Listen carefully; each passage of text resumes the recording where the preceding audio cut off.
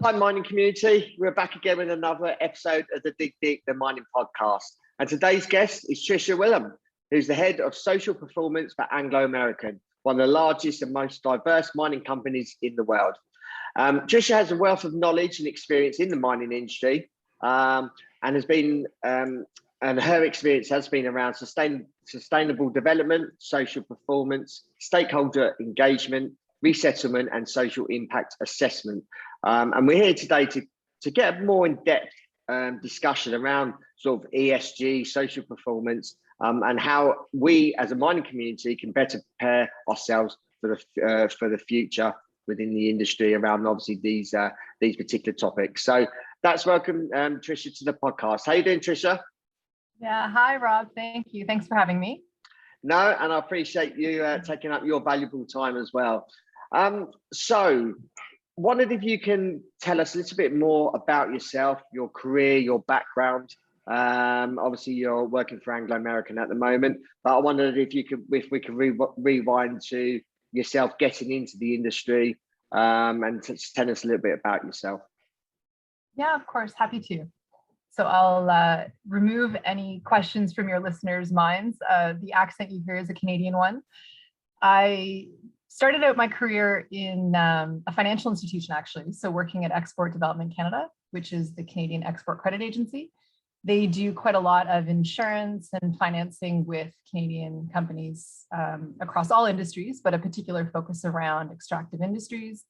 I started out with them working in political risk and human rights analysis, and was really fortunate to cover the sub-Saharan African region. And I was in that role through the whole commodities boom that happened in sort of 2006, 2007. Found myself sort of inadvertently with a significant focus on mining because of the kinds of issues that I was looking at. And there was a lot of Canadian companies interested in the region at that time. I then moved across to our environment team and took up a role as a social specialist in that team. And the focus there was really around ensuring that our clients were meeting the bank's standards when it came to environmental and social performance in order for them to secure financing and insurance. And so I was with them all told for about 10 years. And then at that point, made the move across to Anglo American. So moved to London and took up a role in what was then the government social affairs team. The team's evolved quite a lot over the last number of years. And so now we've got quite a few different teams that sort of sit within what was then a much smaller team. And now I head up the social performance team. Been with the company. It'll be 10 years in September. All right, congratulations. So you're the obviously head of social performance. I wonder if you just give us your overview or your interpretation of social performance. Yeah, sure. So I get this question a lot. And if you'll allow me, Rob, I like to start sometimes by saying what it's not. So social performance is not philanthropy. It is not donations to local communities. It's not the one-off public consultation process that might happen to secure one's licenses and permits. It's not building roads and clinics and infrastructure in a local community. So what is it then? Well, it's essentially what we're talking about with social performance is all of those ongoing continuous activities that are happening with local communities and local stakeholders around the mining activities, around the impacts that might be occurring or that need to be managed, the ongoing engagement, and then really trying to bring all of those external considerations internally into the way that an operation is being managed and the way that the business is being run, and those kinds of decisions that we're making on both a short, medium, and longer term horizon. So some people think of it as sort of everything that one's doing in order to secure and maintain your social license to operate. It's not a term that I like very much, social license to operate, but it's pretty commonly used in this context.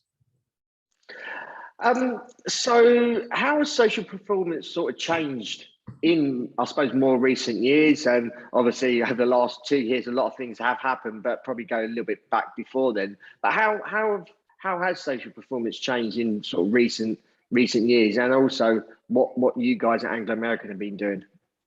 Yeah, definitely. So social performance is a term that's been around for quite some time, I would say.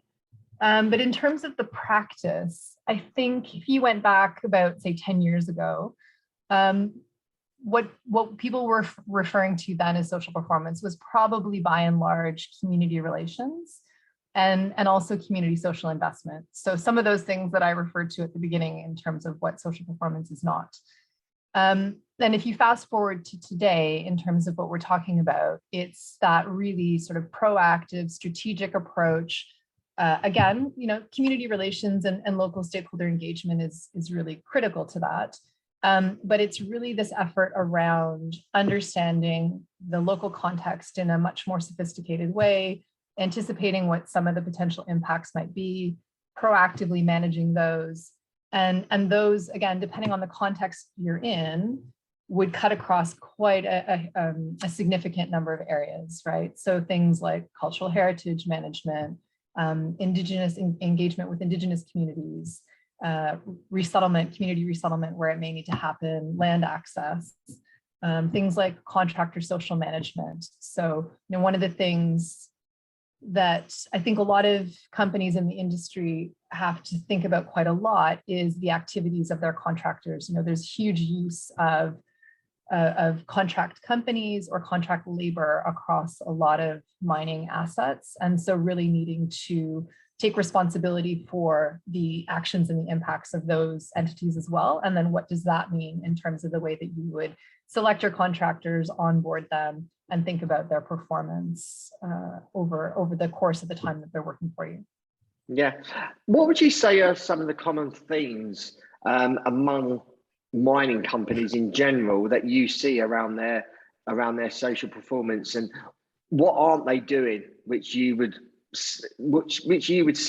think they should be more focusing on? What are sort of some of those common themes would you say? I think one of the key things is probably this need to be proactive. Again, I think the tendency with community relations type work has been, to sort of firefight or to deal with problems as they arise. So rather than taking a more kind of strategic view or a proactive approach to say, okay, give you an example. You're planning an expansion at a given site. Okay, well, what's the schedule? What's the footprint? What are the different impacts that may be felt or experienced by the local communities? What are the conversations and what's the engagement that we need to be having with some of those communities and some of those local stakeholders about what we're planning? And some of that might mean actually, entering into various engagements and realizing, we thought we were going to build a bypass road that was going to go from point A to point B. That's not going to work because of, say, it's land access issues, or maybe there's cultural heritage impacts that would not be acceptable either to the local community or maybe even to the regulator. There could be local legislation that you're going to have to deal with that would be quite complicated and time consuming. And so instead, what we're going to need to do is think about a different route. So how could we, maybe it's point A to point C, D, E, whatever it might be, but how are you going to factor some of those things into the planning and into project design and things like that? So I think that's one area where we would see other companies and ourselves at times not getting things right. We're basically not bringing these considerations in early enough and really taking a proactive approach. I think another aspect would be around the capacity and capability. So again, I think it probably goes without saying, and it probably cuts across a lot of other areas, that if you don't have the right people doing the right work, you will end up with problems at some point.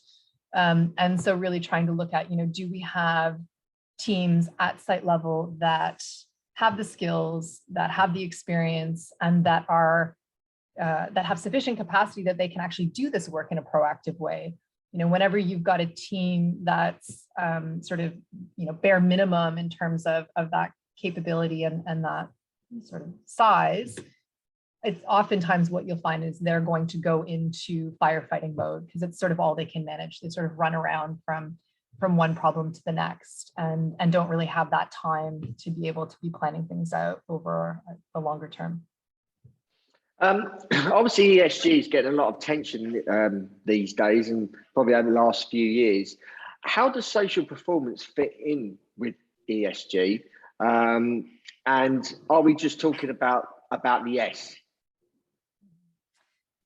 So with social performance, we'd be talking about large parts of that S in ESG, definitely. But typically what you would see is that the S is defined more broadly than that. So it would also cover occupational health and safety, work we might be doing around inclusion and diversity, and also just more broadly, I think, across our human resources policies and approaches and things like that. So definitely social performance is a big part of the S, but it's also really critical to the E and the G as well.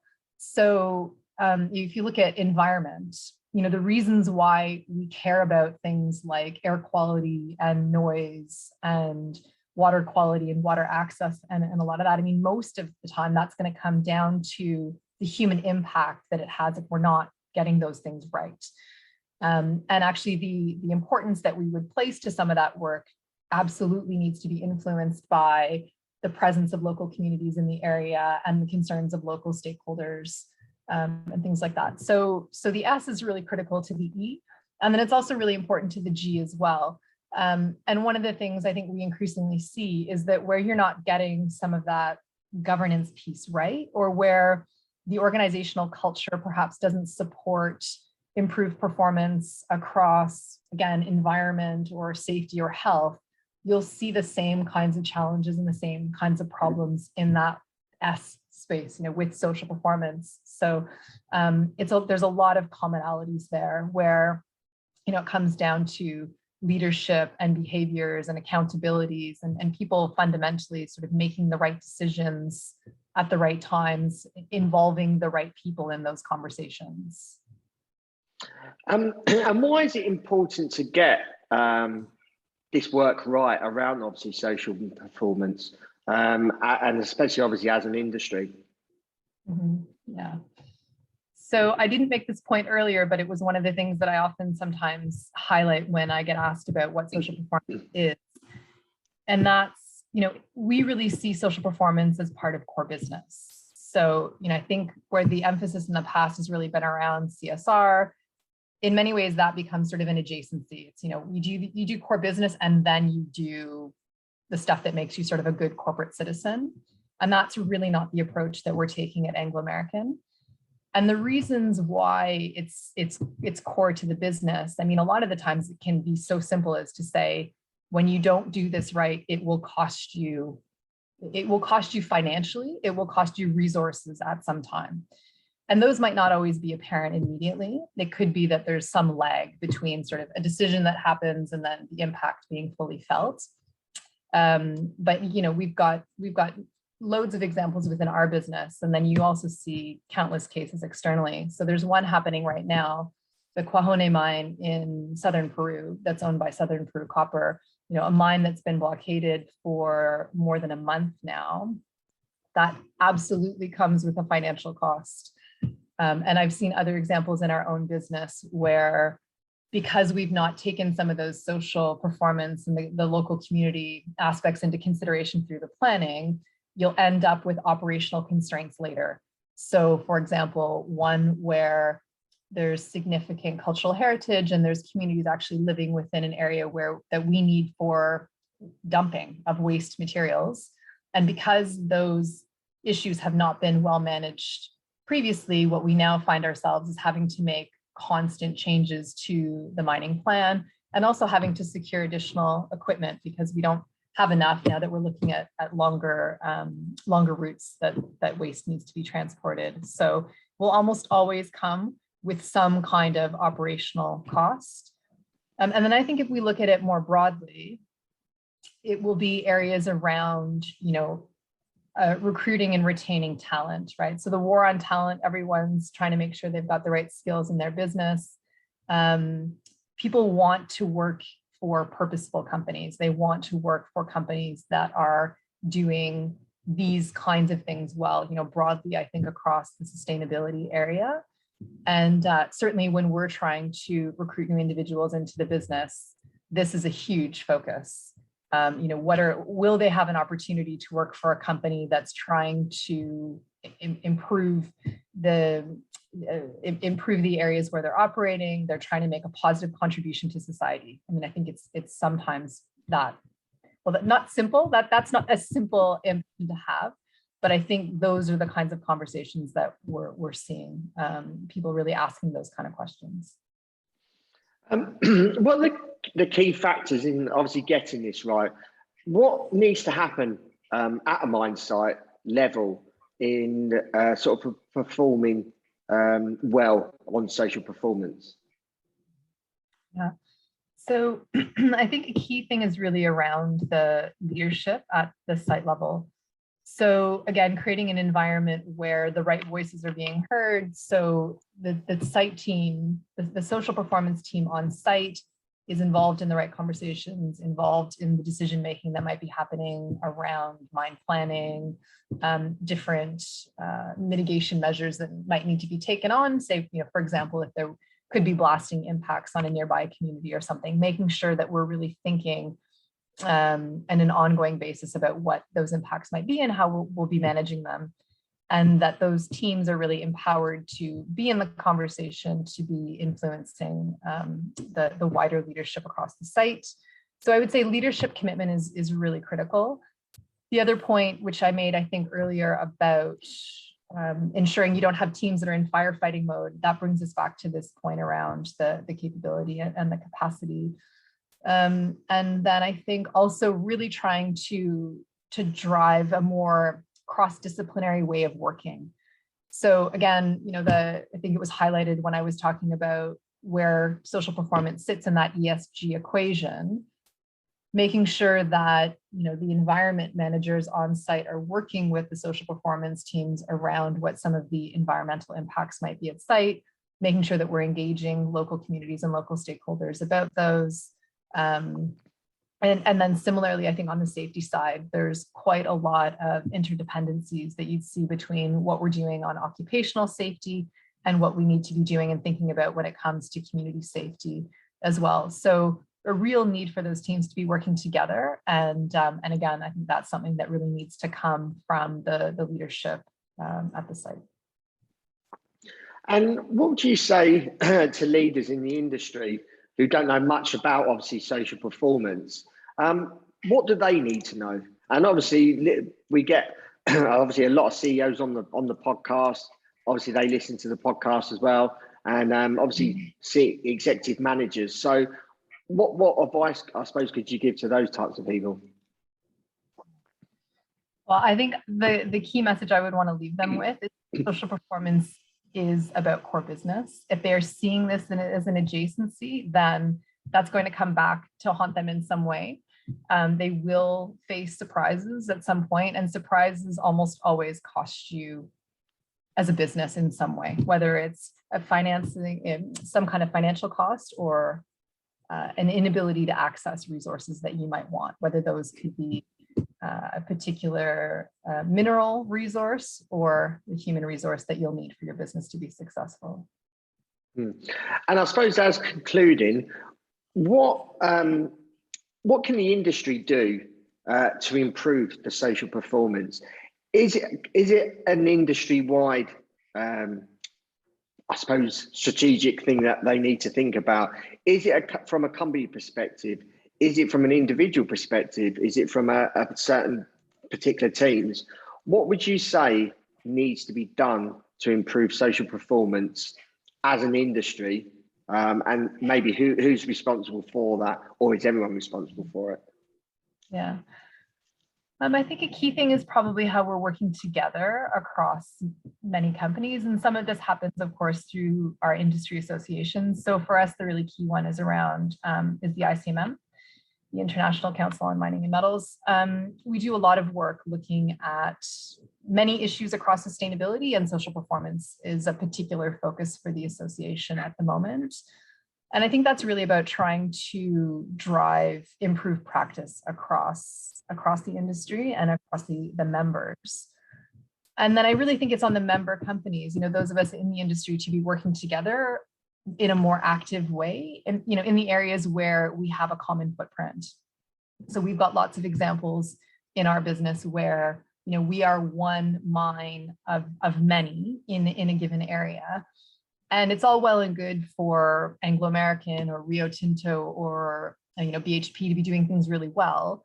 But if the companies around us in the wider area are not also doing things well, I mean, we all get painted with that brush. And sometimes we're even experiencing the same kinds of impacts. So it could be that we all share an access road into a mining area. If the community's upset and blockading that road because of the actions of one mining company, well, we'll all be affected by that to some extent. And I think it also comes around to the kind of wider views in society on mining. You know, we all need mining to continue to be seen as a needed industry and as a viable industry going forward. You know, we will be and we are producing the metals that are going to support the energy transition that the world needs. And in order for us to do that, we need to have this, there needs to be societal acceptance for mining. So yeah, I think there is really a need for more collective action on many things in the sustainability space, and I think social performance in particular. And I would say especially those areas where we're engaging with a lot of the same stakeholders, or our operations are being experienced by the same stakeholders in a country or in a local community. Yeah, Tricia, really appreciate your time in telling us some more about obviously social performance. It is an important subject, and I suppose we can't just rely on the industry to have an impact or make that a standardized thing. I think it's individuals as well. So really appreciate you telling us and I suppose giving us some views and some thoughts and things to think about. And obviously people that are listening to this, appreciate, obviously you can take note and just think about it in your own business and in your own work, in how you can improve obviously social performance. And if everyone does their little bit, hopefully the industry as a whole will improve their social performance as a whole. So if our audience wants to reach out to you, if they've got any questions or if they want to get some advice from you, how can they go about doing that? And are you across any sort of social media platforms? Yeah, I'm active on LinkedIn, and also I can say that all of Anglo American's social performance policies, standards, guidance, and everything, it's all housed on our website in our Social Way platform. So when our stuff all comes together under the Social Way umbrella, and it's fully accessible. So very happy for people to look at that and to even use some of the guidance and the tools if they like. And yeah, and I can easily be found on LinkedIn. Yeah, no, that's great as well. So obviously there's some information there if any of you have issues or you want to improve, I suppose, the way you're doing things around social performance.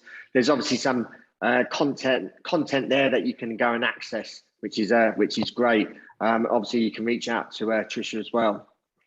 I think it's obviously an important subject, so I appreciate those that are listening. If you can share amongst the community, others in the industry, people that you know, people within your company, people that you may have worked with before. Appreciate if you can share this episode with them, because it affects everyone within the industry. So appreciate again your continued support in this podcast, and again sharing this episode amongst friends, family, others in the industry is really appreciated by us, and so we can obviously get this education and this content out further around the world. So thank you for everything, and until next time, happy mining.